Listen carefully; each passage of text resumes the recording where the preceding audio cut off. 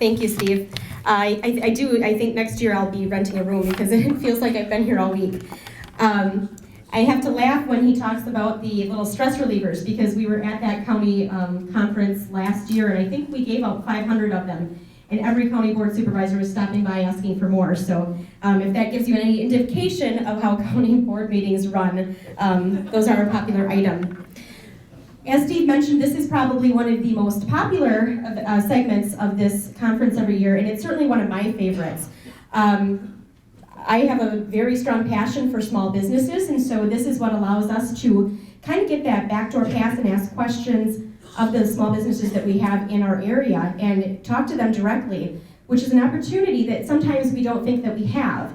We're very grateful to see many familiar faces up here and a couple new faces. So if you haven't had the opportunity to talk to everyone that's on our panel today, please do fill out your questionnaire and ask questions. We want to certainly leave enough room at the end so that we can answer whatever thoughts may come to your mind as we proceed.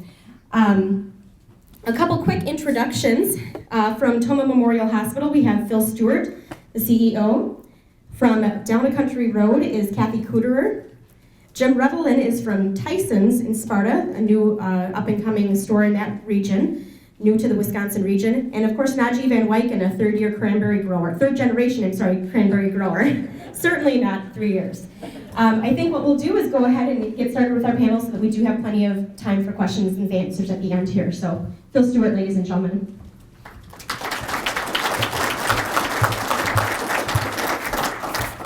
Well, thank you for giving me the opportunity to talk about our facility. We're kind of proud of it.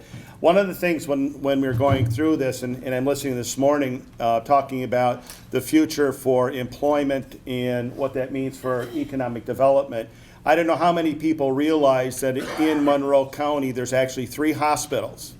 We have 3 long-term care or rehabilitation facilities. We have multiple clinics throughout the area. We have dentists and chiropractors. And I was trying to mentally go through, I got to believe there's 1,700 to 1,800 people employed in the healthcare industry just in Monroe County, not just at Tomah Memorial. So with that, this is our facility.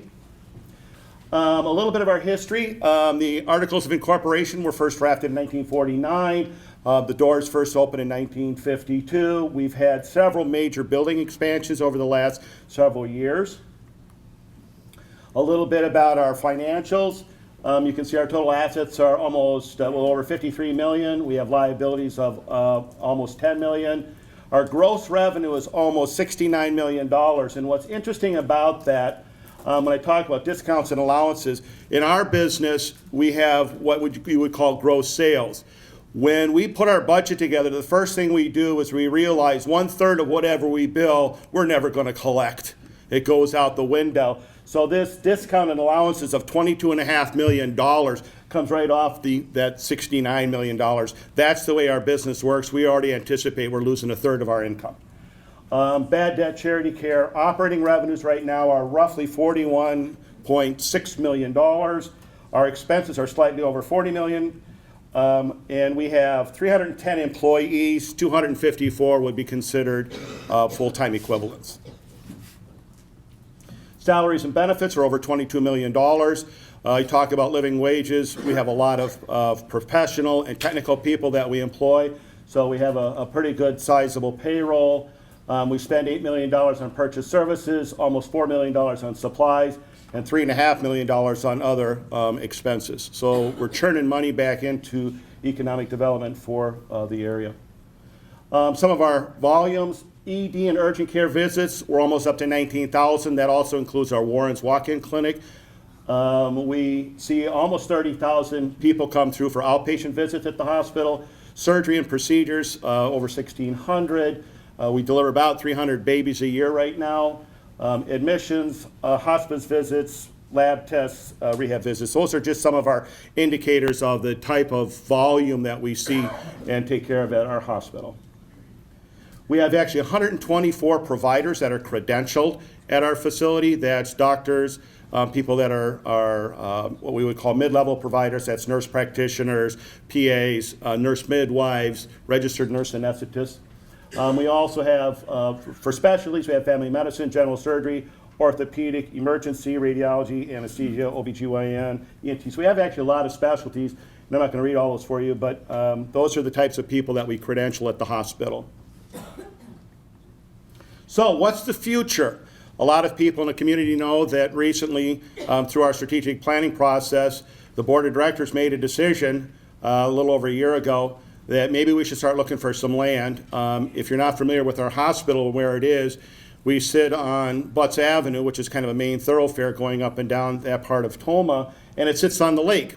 And so when that building was originally built, it was not designed to hold a third floor.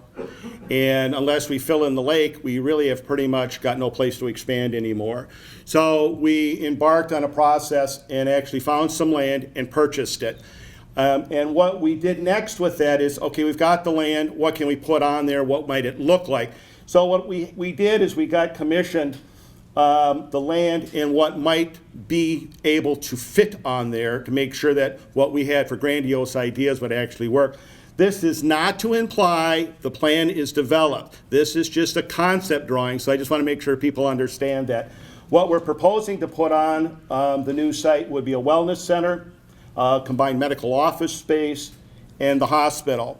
Now, what's interesting about all this is the hospital's mission statement says that we are not only to take care of people when they're sick and injured, our goal is to keep people healthy, keep them well. So we were trying to figure out the best way to do that, and one of the things we started looking at was a wellness center, something with indoor pools, those kinds of things, and what's the best way to make that happen.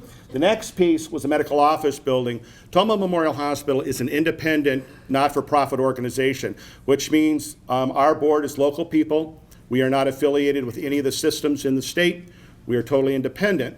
But when you look at the clinics, and basically we're talking about Mayo and Gunderson here, each clinic in the hospital, they have radiology. Each clinic and hospital has laboratory service. We have a lot of stuff that we each take a piece of the pie from. So the idea was, can we start a conversation around a medical office building that all three of us share? That maybe we combine some of those services and eliminate some of that competitive duplicate, or in some cases, triplicate services. So we are embarking on having that conversation as well. So what does that mean for the future? Well, that's the collaboration piece here. We talk about that, and I think everybody wants to collaborate. People talk about collaboration. It's a great word. It's a good buzzword. But without being too cynical, collaboration really works if you do it the way we want you to. It's a little more difficult when you got to get a bunch of players around the table and get to consensus. But we're going to embark on that in a collaboration with a public-private partnership around a wellness center, taking three disparate competitive organizations to collaborate on a common theme of being able to take care of people through one facility as opposed to three. So we're gonna challenge that. And then talking about wellness, I kind of mentioned that I've lived in Tomah now 20 years, and I know there's been a lot of talk over the years about trying to get a YMCA type facility. What can we do? It's a very difficult process, especially when you talk with the city, you talk with the school district. Who's going to pay for this? Is that going to come out of tax dollars? I don't think anybody in this room wants their tax dollars to go up. So when we decided to buy this land, we went about a process that said maybe we could put a wellness center on there and create a public-private partnership. Today we are talking with the city, we are talking with the school district, and the Tomah Memorial Hospital Foundation, and the hospital, all four of us trying to come up with a process that maybe we can make this reality happen. And just to be clear, so people probably don't realize, the hospital foundation, the Tomah Memorial Hospital Foundation, is a separate corporation. It is a separate 501c3. Its assets and what they do is for their mission, part of which is to support the hospital. But their mission is to support health and wellness throughout all of Monroe County. So they really are a separate organization. So we're tracking this on three different levels. One is, what's the hospital possibly going to look like? What are we going to do with the medical office building with three separate entities? And then to create a public-private partnership around a wellness center. So those are what we're trying to do for the future and carrying on for the next couple generations. Thank you.